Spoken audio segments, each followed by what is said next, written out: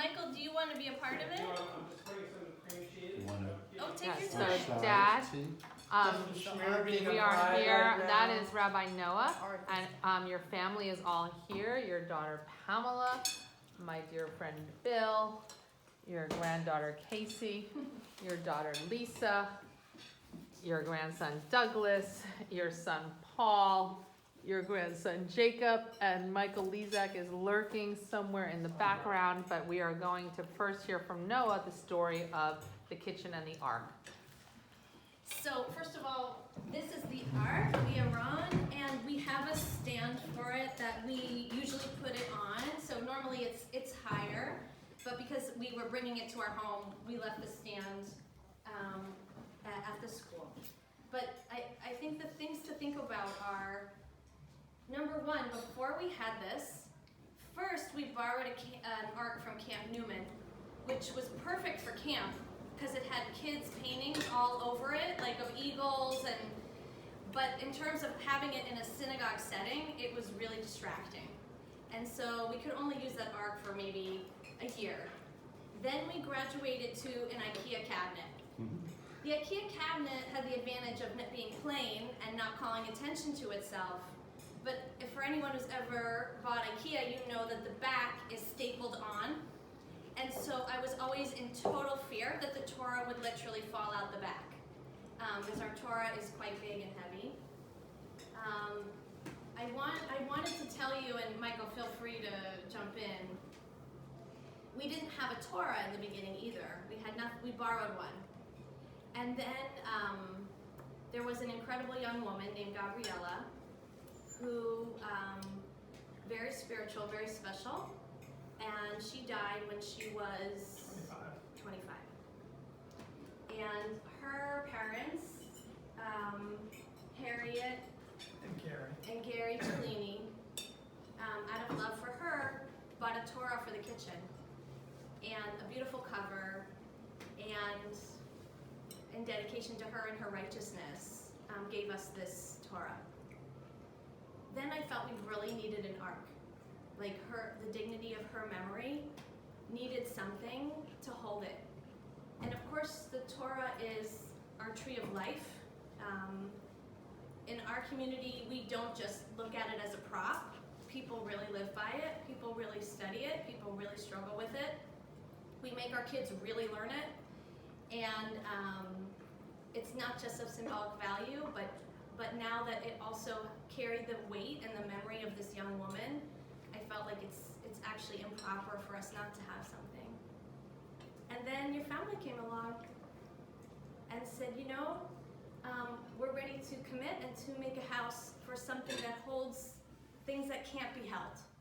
Love between parents and children, commitment to community, commitment to values and things that go beyond us. And we're going to symbolize all of that in this ark.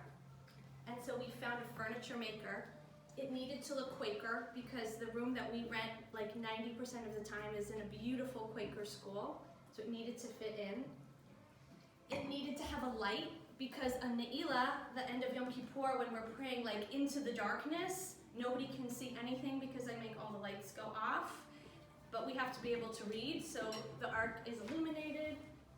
And it needed to be something that was transportable, that we could move from place to place because we don't own a building. And so this is our ark. And I will tell you, as the rabbi of the kitchen now in my 9th year, we've had the ark for just several years, but I've already seen people come up here and weep on the holidays. I've seen grandparents and grandchildren at bar bat mitzvahs trembling as they open it. I've seen people get close to things that are ineffable and holy already in many times. So, do you have anything you want to add? I would just say, I've got a cough, so my voice is a little funky here. But Gabriella Cellini, she had something called Rhett's disease. She was a nonverbal communicator, and she weighed about 50 pounds or so, and went to the bridge school in Hillsborough. Her bat mitzvah was, I think, one of the holiest days of my life. Her mom was the fiercest warrior I've ever met. Makes Tina Sharkey look like Bambi. and she just fought for her daughter to be mainstreamed and to be able to live a full life.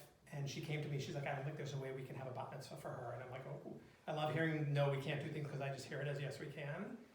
And so we ended up programming, the only way she could communicate was by clicking a mouse button with her chin, and we programmed her Torah portion, and the Shema and the Ve'ahavta and all the blessings in, and she would click it with her mouse. And there was many kids from the Friends School at her bat mitzvah that day. And you know that if you're a parent, you're already a warrior for your kid, and if your kid has significant challenges, like many of those kids did, they're just an army of warriors in that room for righteousness. And so the room was humming with love and understanding of how hard the family had worked to get to this day. And we froze time and let Gabriella rise, and we sung her into the room on her wheelchair. And she chanted Torah by clicking her mouse, and there were some pregnant pauses, and I said, we're going to use the pauses and try to hold time and think about how fragile life is. Gabriella came to the kitchen pretty regularly, and then probably 4 or 5 years ago, her mom called me late one day saying she was sick, and she died that day.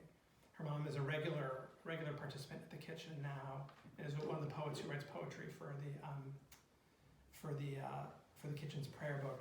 And I would just say, as someone who pushed Gabriella in her wheelchair, dancing the hora at her wedding with Zella in the football hold over here when Zella was 1, to think, like, when the ark opens now, are the Torah actions about the same size as Gabriella? And to think that, like, the Chellinis and the Sharkies are wrapped up together, to me, is so fitting for the kitchen, of just like fiercely loyal family and fiercely righteous warriors out in the universe. So one day we'll invite Harriet next time you guys come, and I'll send you guys pictures of little Gabriella, who was one of my favorite people I ever knew. So just, and of course, like, you're all welcome to come to Shabbat. And Yeah. you know, I'm sorry we didn't have Shabbat this week, but any other time you're in town, come. It is raucous. It is happening. It's amazing. Michael says it's the best Shabbat in the world. I think it's close. did marry her, so I'm certainly biased, and it's fierce. It's on. It's really on. Yeah. And being able to have the dignity of something to hold the Torah and to hold the community. Like, this is actually one of the only material possessions of the whole kitchen. Yeah. Right, and so what I'd like to say, and Doug, maybe just turn this around, and why we bought this ark as an investment in the kitchen and an endorsement of how Michael and Noah have had such a remarkable impact on our lives. But Dad, this ark was dedicated in your honor because of all the things that you have held for the family. Mm-hmm. The one thing that you have held since birth, which harkens back to your father and his father, is the Jewish faith. Mm-hmm. And so I couldn't think of a more fitting symbol for Grandpa Eddie than the Torah, because it holds all of that knowledge. And we know about your extraordinary Jewish literature collection and Jewish book collection and all of the antique books. We know that you created the original missions to Israel and have since raised, untold sums as a fierce Zionist. But most importantly for me, the Talmud, which is what this ark holds, is the source of all wisdom.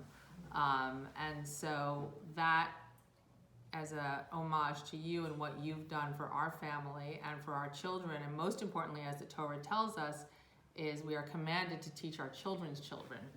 And so there is no greater lesson than to teach our children's children.